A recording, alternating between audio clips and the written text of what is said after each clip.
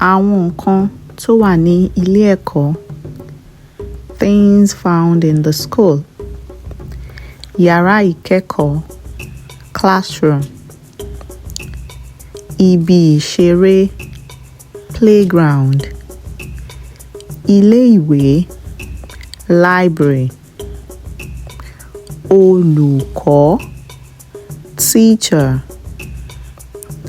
Akẹ́kọ̀ọ́. Student.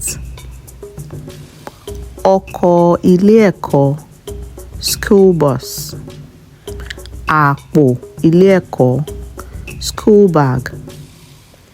Ìmumi. Water bottle.